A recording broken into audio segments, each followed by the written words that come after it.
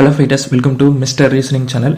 இன்றைக்கி நம்ம என்ன பார்க்க போகிறோம் பார்த்தீங்கன்னா, Delhi constable 2023 previous year reasoning question தான் பார்க்க போகிறோம்.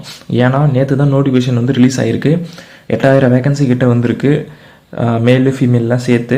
அதனால் வந்து பார்த்திங்கன்னா நம்ம சேனல் ஏற்கனவே தெரிஞ்சது தான், நம்ம ரீசனிங்ஸ் எல்லாம் கவர் பண்ணுவோம். அதனால் டெல்லி கான்ஸ்டபிளுக்கான ரீசனிங் கொஷின்ஸை கவர் பண்ணுவோம். ஏன்னா 100 கொஷின்ஸில் 25 கொஷின்ஸ் வந்து ரீசனிங் கொஷின் கேட்குறாங்க. அந்த ரீசனிங் கொஷின் நீங்கள் அவுட் ஆஃப் மார்க் எடுக்கிறதுக்கு என்ன வழியோ என்ன பண்ணணுமோ அதை நான் வந்து பண்ண ட்ரை பண்ணுறேன். நீங்கள் ஃபாலோ பண்ணிங்கன்னா கண்டிப்பாக உங்களுக்கும் அவுட் ஆஃப் மார்க் கிடைக்கிறதுக்கு அதிகப்படியான சான்சஸ் இருக்குது. ஓகேங்களா? ஜஸ்ட்டு சப்ஸ்கிரைப் பண்ணி டெய்லி வீடியோஸை வந்து ஃபாலோ பண்ணுங்கள். உங்களுக்கும் கண்டிப்பாக அவுட் ஆஃப் மார்க் எடுக்கிறதுக்கு இது வந்து ஒரு வழிவகை செய்யும்னு நினைக்கிறேன். ஓகே, டேரெக்டாக நம்ம வீடியோக்குள்ளே போயிடலாமா? ஃபர்ஸ்ட் கொஸ்டின் எப்படி சால்வ் பண்ணுதுன்னு பார்த்துருவோம். 17 கொடுத்துருக்கான். 17, 19, 16, 20 அந்தமாரி ஒரு செட்டு கொடுத்துருக்கான். அடுத்தது பார்த்தீங்கன்னா 22, 24, 21, 25 அப்படி கொடுத்துருக்கான். என்ன லாஜிக் இருக்குன்னு பாருங்கள். 17லேருந்து +2 பண்ணால் 19, 19லேருந்து -3 பண்ணால் -3 பண்ணிங்கன்னா 16 வருது. அதேமாரி +4 பண்ணால் 20. அதே லாஜிக் இங்கே பாருங்கள். +2 பண்ணியிருக்கான், அதுக்கப்புறம் -3 பண்ணியிருக்கான், தென் 21லேருந்து 25க்கு +4 பண்ணியிருக்கான். இந்த லாஜிக் வந்து எந்த ஆப்ஷனில் வருதுன்னு நீங்கள் பார்த்தீங்கன்னாவே போதும், உங்களுக்கு ஆன்சர் கிடச்சிரும். First option எடுத்துப்போமா? 15லேருந்து +2 பண்ணால் 17. ஓகே, 17லேருந்து -3 பண்ணால் 14. அதேமாரி 14லேருந்து +4 பண்ணால் 18. ஃபர்ஸ்ட் ஆப்ஷன் நம்மளுக்கு வந்து இங்கே கரெக்டாக இருக்குது. ஓகேங்களா? நெக்ஸ்ட் ஆப்ஷன் கூட செக் பண்ணி பாருங்கள். 16லேருந்து 2 பண்ணியிருக்கான், அதுக்கப்புறம் 60லேருந்து -6 பண்ணியிருக்கான். -6 வராது, -3 தான் பண்ணணும். அதனால் மற்ற ஆப்ஷன்ஸ் எல்லாமே தப்பாக தான் இருக்கும். ஃபர்ஸ்ட் ஆப்ஷன் நம்மளுக்கு வந்து கரெக்டாக இருக்குது. கொஷின் நம்பர் 1க்கு வந்து ஃபர்ஸ்ட் ஆப்ஷன் இஸ் கரெக்டு. இந்த மாதிரி கொஷின்ஸ் தாங்க அடிக்கடி கேட்குறான். ஈஸி தான் இது, கொஞ்சம் நீங்கள் நார்மலாக யோசிச்சாலே போதும், ஆன்சர் பண்ணிடலாம். நெக்ஸ்ட் கொஷின் பார்ப்போம். செகண்ட் கொஷின் எப்படி சால்வ் பண்ணியிருக்கான்னு பாருங்கள். 12, 34, 5 அப்படின்னு ஒரு செட்டு கொடுத்துருக்கான். தென் 3, 18, 6 அப்படின்னு செட் கொடுத்துருக்கான். என்ன பண்ணலான்னு பாருங்கள். நடுவில் இருக்கிற நம்பர் பெருசாக இருக்குது. அப்போ ஃபர்ஸ்ட் நம்பர் செகண்ட் நம்பர் எடுத்து தான் நம்ம தேர்ட் நம்பர் நடுவில் இருக்கிற நம்பரை கண்டுபிடிக்கணும். அப்போ போது ரெண்டுத்தையும் ஆட் பண்ணி பாருங்கள். 12யும் 5யும் ஆட் பண்ணிங்கன்னா 17 கிடைக்குமா? 17 × 2 போடுங்க, 34. அதேமாரி 6ம் 3யும் ஆட் பண்ணி பாருங்கள், 9 கிடைக்கும். 9 × 2 பண்ணிங்கன்னா 18. அதுபடி பார்க்கும்போது ஒவ்வொரு ஆப்ஷனாக செக் பண்ணி பார்ப்போமா?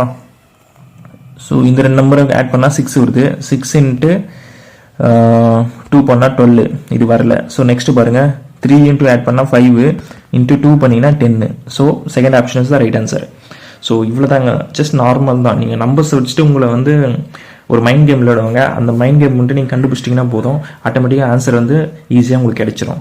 எல்லாமே இந்த கொஷின்ஸ்லாம் எல்லாம் பார்த்தீங்கன்னா ஜஸ்ட் ஒரு 35 செகண்ட்ஸ் to ஒரு 40 செகண்ட் அந்த ரேஞ்சுக்குள்ளே நீங்கள் டக்குன்னு சால்வ் பண்ணிட்டு போயிட்டே இருக்கணும். அப்படி பண்ணால் மட்டும் தான் உங்களுக்கு 25 கொஷின்ஸும் வந்து வித்தின் 15 மினிட்ஸ்க்குள்ளே நீங்கள் சால்வ் பண்ண முடியும். உங்களுக்கு மற்ற டைம் மேக்ஸுக்கும் ஜிகேக்கெலாம் உங்களுக்கு டைம் கிடைக்கும். ஓகேங்களா? நல்லா பிளான் பண்ணிக்கங்க ரீசனிங் எப்படி அப்ரோச் பண்ணணுன்ட்டு. Identify the odd one from the following அப்படின்னு கொடுத்துட்டான். HL கொடுத்துருக்கான், KN கொடுத்துருக்கான், CG கொடுத்துருக்கான், UY கொடுத்துருக்கான். H வந்து பார்த்தீங்கன்னா நம்ம வந்து ஆல்ஃபபெட்டில் வந்து 8 டினோட் பண்ணுமா, L வந்து பார்த்தீங்கன்னா 12 டினோட் பண்ணணும். இது ரெண்டுத்துக்கு டிஃப்ரென்ஸ் பார்த்தீங்கன்னா 4 இருக்குது. அதேமாதிரி பார்த்தீங்கன்னா Kக்கும் N எடுங்க. K வந்து பார்த்தீங்கன்னா 11 டினோட் பண்ணணும், N வந்து 14. இது ரெண்டுத்துக்கு டிஃப்ரென்ஸ் பார்த்தீங்கன்னா 3 தான் இருக்குது. இங்கேயே பார்த்தீங்கன்னா ரெண்டுமே டிஃப்ரெண்ட்டாக இருக்குது. இப்போ நம்ம தேர்டு ஆப்ஷனை செக் பண்ணவே தெரிஞ்சிடும் நம்மளுக்கு இது ஆன்சருன்ட்டு. C வந்து பார்த்தீங்கன்னா 3 நம்மளுக்கு தெரியும்.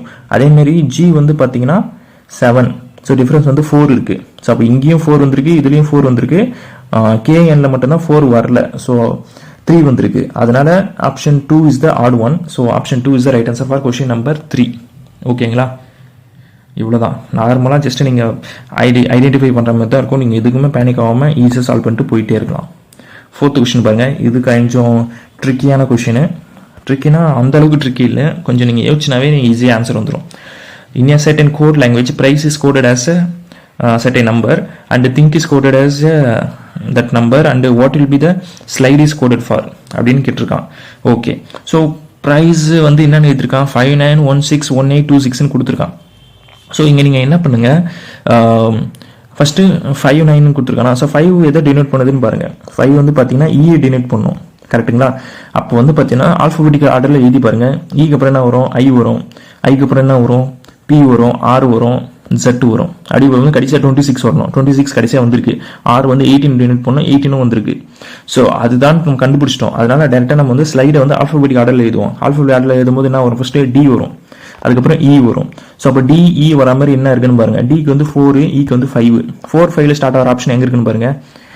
1, 4 இருக்கு. ஓகே, கடைசி ஸ்லைடில் கடைசியாக முடிவுறது என்னன்னு பாருங்க. எஸ் தான் முடியுது. எஸ் வந்து பார்த்தீங்கன்னா 19 டினோட் பண்ணணும். அப்போ பார்க்கும்போது ஆப்ஷன் 4 தான் கரெக்ட் ஆன்சர். இந்த மாதிரி டக்கு டக்குன்னு யோசிக்கணும். நீங்கள் ஒரு கொஸ்டின் வந்து நீங்கள் ஃபுல்லாக சால்வ் பண்ணாதான் ஆன்சர் போடுவோம் அப்படிலாம் இருக்கக்கூடாது. உங்களுக்கு ஒரு கெஸ் ஆப்ஷனில் அந்த ஒரு ஆப்ஷன் தான் அந்த மாதிரி இருக்குன்னு தெரிஞ்சாலே நீங்கள் அந்த ஆன்சரை செலக்ட் பண்ணிடணும் 100%.